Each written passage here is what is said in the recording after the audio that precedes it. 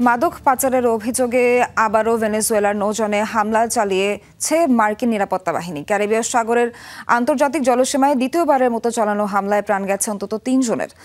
হামলার ফুটেজও প্রকাশ করেছে মার্কিন প্রশাসন। একে যুক্তরাষ্ট্রের আগ্রাসন আখ্যা দিয়ে কঠোর নিন্দা জানিয়েছেন ভেনেজুয়েলার প্রেসিডেন্ট নিকোলাস মাদুরো। অন্যদিকে হামলা করা নৌযানটিতে মাদক বহনের কোনো প্রমাণ দেখাতে পারেনি যুক্তরাষ্ট্র। ক্যারিবীয় সাগরে ভাসমান নৌযানে হঠাৎই বিস্ফোরণ, স্যাটেলাইটে ধরা পড়ল আগুন ধরে যাওয়ার দৃশ্য। 2 সপ্তাহের ব্যবধানে দ্বিতীয়বারের মতো ভেনেজুয়েলার নৌযানে হামলা চালালো যুক্তরাষ্ট্র। অভিযোগ একটাই, মাদক পাচারের। ঘটনাস্থলে প্রাণ হারায় 3 জন।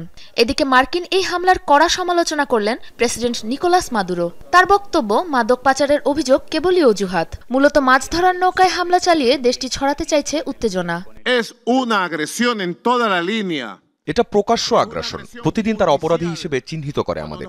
রাজনৈতিক, কূটনৈতিক ও সামরিক আগ্রাসন চালানোর হুমকি দেয়। আজ মার্কিন প্রশাসনের সাথে যোগাযোগ বিচ্ছিন্নের ঘোষণা দিলাম। কোনো ভয়ভীতি বা হুমকির তোয়াক্কা করে না কারাকাস। আপনারা যদি মাদকের ব্যবহার দেখতেই চান, তাহলে যুক্তরাষ্ট্রের দিকে তাকান। এদিকে নৌযানে মাদকের আলামতের অকাট্য কোনো প্রমাণ এখন পর্যন্ত দেখাতে পারেনি ট্রাম্প প্রশাসন।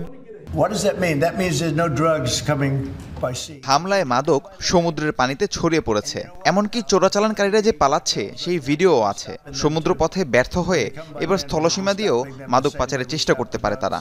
আমরা সেটাও শক্ত হাতে প্রতিহত করব। গেল 2 সেপ্টেম্বর মাদকবাহী আখ্যা দিয়ে একই স্থানে ভেনেজুয়েলার আরও একটি নৌযান ধ্বংস করে যুক্তরাষ্ট্র, যে হামলায় প্রাণ যায় 11 জনের। সাবরিনা নুসরাত, যমুনা নিউজ।